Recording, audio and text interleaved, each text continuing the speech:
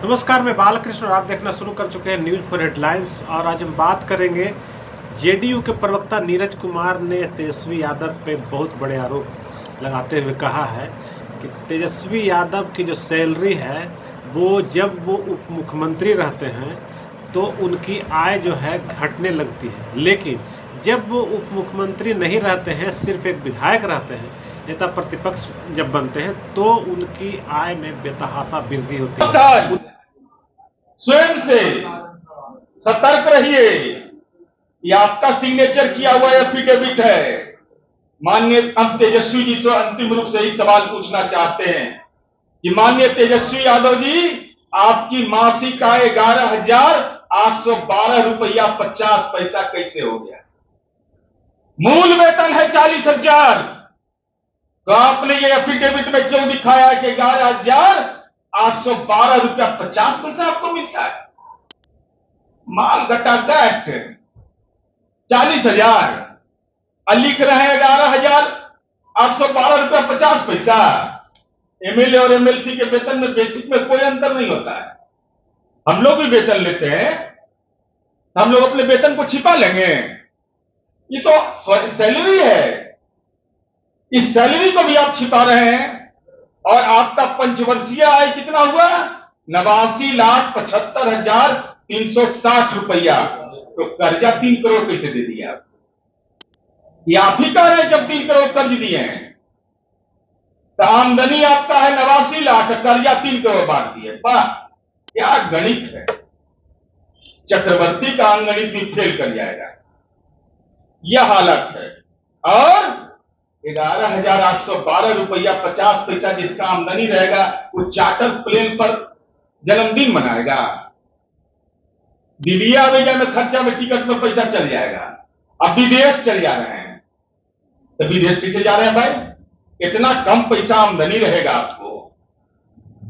11,812 रुपया 50 पैसा, इतना कम पैसा कोई नहीं लेता होगा। तेजस्वी जी छोड़ के कोई नहीं बिहार में। हे भगवान, कहां से प्रतिपक्ष के नेता जो नेहरा भैया ने बताया कि जननायक कर्पूरी ठाकुर की वो कुर्सी, झोपड़ी का लाल जो राज्य के मुख्यमंत्री रहते, जिनकी पत्नी बकरी चराती थी, वहां के कलेक्टर ने जब देखा उस घटनाक्रम को, हतप्रभ हो गया कि राज्य के मुख्यमंत्री की पत्नी इस दशा में, उस पद पर बैठा हुआ व्यक्ति सैलरी घोटाला कर दे, यह तो निश्चित रूप से उस कुर्सी का अपमान है। इसलिए तेजस्वी यादव जी, आपकी आय 4 महीना में 8 गुना बढ़ती है। अब 12 महीना में बढ़ जाने के बाद घट क्यों जाती है? एक विधायक बनने से पहले और उप मुख्यमंत्री बनने के बाद आय में 8 गुना का अंतर कैसे है?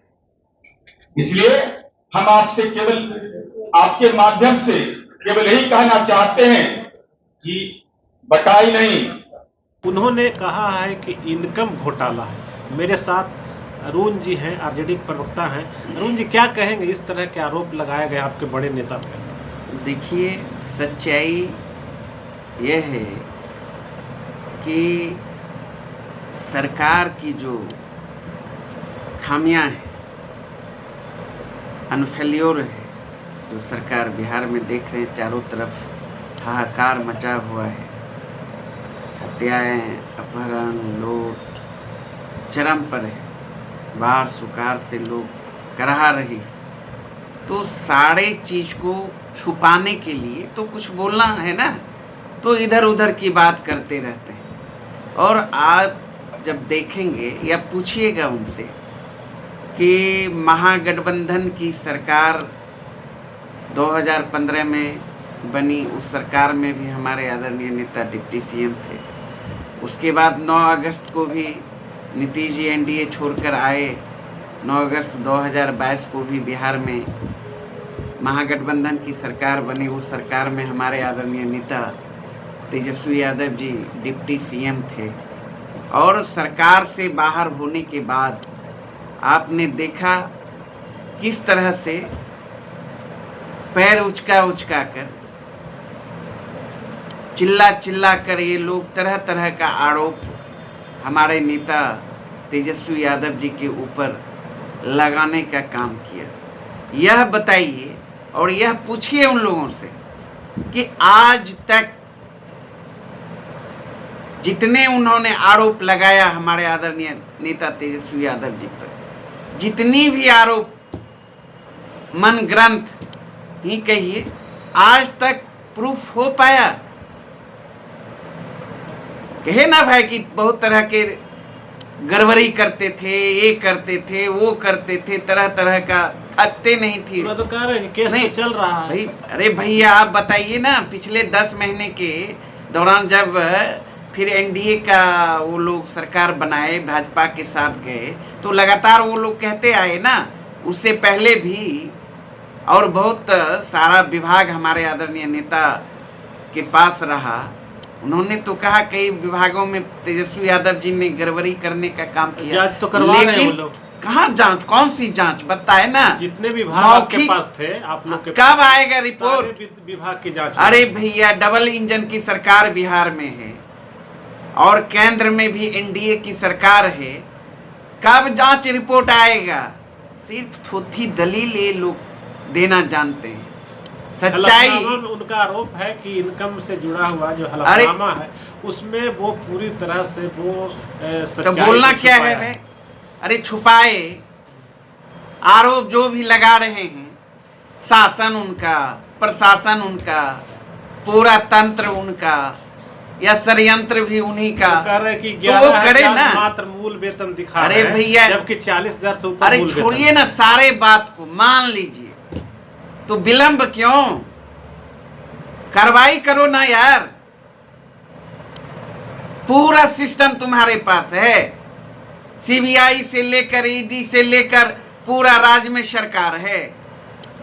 गाल बजाने से काम पर चलेगा? नहीं, बिहार की जनता भली भांति हर चीज को समझती है, और गाल ही बजाना है तो बजाओ। सरकार के एक अधिकारी पर आयकर का छापा लगा, बहुत सारे मामले उजागर हो रहे हैं, जेल के शिक्षों में बंद करने का काम किया, अभी तो खुलने वाला है, थरथरी कपकपी शुरू हो गया है। वो तो बोलते हैं सरकार में बैठे लोगों, नीतीश कुमार न किसी को बचाते हैं न फंसाते हैं। अरे भैया, यहाँ तो कुछ नीट एंड क्लीन, हमारे आदरणीय नेता पर अगर किसी प्रकार का भ्रष्टाचार का आरोप रहता, पुख्ता सबूत कुछ रहता, तो तेजस्वी यादव जी को ये लोग खुले हवा में छोड़ने वाले थे।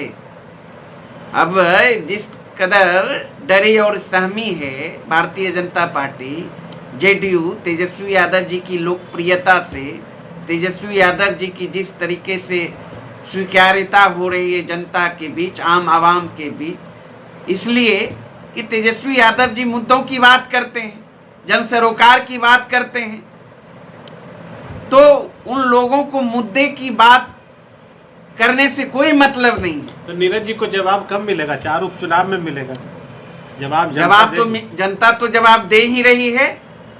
2020 के बिहार विधानसभा चुनाव में 4 नंबर की पार्टी जनता ने किसको बनाया?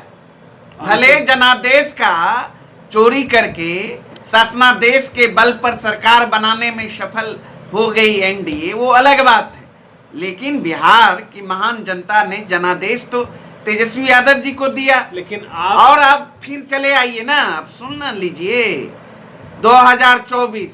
2024 में भी क्या हश्र किया एनडीए का पूरे देश में आपने देखा, और बिहार में भी आपको 4 सीट पर लाकर, अरे 4 क्या, तेजस्वी यादव जी के नेतृत्व में 9 सीट हमने जीतने का काम किया, हमने ज्ञान करने का काम किया, वोट प्रतिशत हमारा बढ़ा, लोकप्रियता हमारा बढ़ा, सीट हमारा बढ़ा। घटा किसका? वोट प्रतिशत एनडीए का घटा, जेडीयू का घटा, बीजेपी का घटा। लोकसभा में भी लूज कौन किया? वो किया। और अब और कई जगह अगर देखेंगे 2019 के लोकसभा चुनाव के बनिस्पत, तो 2024 के लोकसभा चुनाव में 1 दर्जन से अधिक लोकसभा सीटों पर क्लोज फाइट रहा। 10,000, 12,000, 5,000 वोटों से हम हारे, जबकि 19 में आपको याद होगा 4 लाख, 3.5 लाख, 2 लाख। तो जनता तेजस्वी यादव जी के जन मुद्दों पर मुहर लगा रही है, जनता तेजस्वी यादव जी को स्वीकार कर रही है। तो इसलिए 4 विधानसभा का उपचुनाव होना ही है ना, देखिएगा ना, फैसला हो जाएगा। नहीं फैसला तो 3 तो हम जीते ही थे पहले और 1 एनडीए के पास था, 4 का 4 हम जीतने जा रहे हैं और ऐतिहासिक मतों से। चूंकि जनता बनाम सरकार के बीच लड़ाई ठनक गई है और इस लड़ाई में सत्ता पक्ष कहीं नहीं है, और इसलिए कि उन्होंने जनता को ठगने का काम किया है। हर मोर्चे पर सरकार विफल साबित हुई है। जनता तो तैयार बैठी हुई है तेजस्वी यादव जी के नेतृत्व में 2025 में बिहार में सरकार बनाने के लिए। तो इसलिए समय का इंतजार करें, इसलिए इधर उधर की बात ना करें। काफिला कहाँ लुटा यह तो बताए सत्ता पक्ष। महंगाई चरम पर क्यों, बेरोजगारी चरम पर क्यों, पलायन चरम पर क्यों, आपराधिक घटनाएं चरम पर क्यों, बाढ़ कटाव से लोग जूझ क्यों रहे हैं, इस पर तो बोलेंगे नहीं। और सिर्फ दिन रात तेजस्वी नाम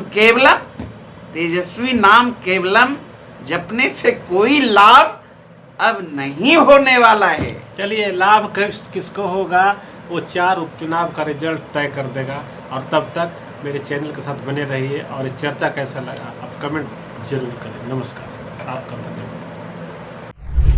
अगर आपको ये खबर अच्छी लगी तो चैनल को सब्सक्राइब करना नहीं भूलें और बेल आइकन जरूर दबाएं।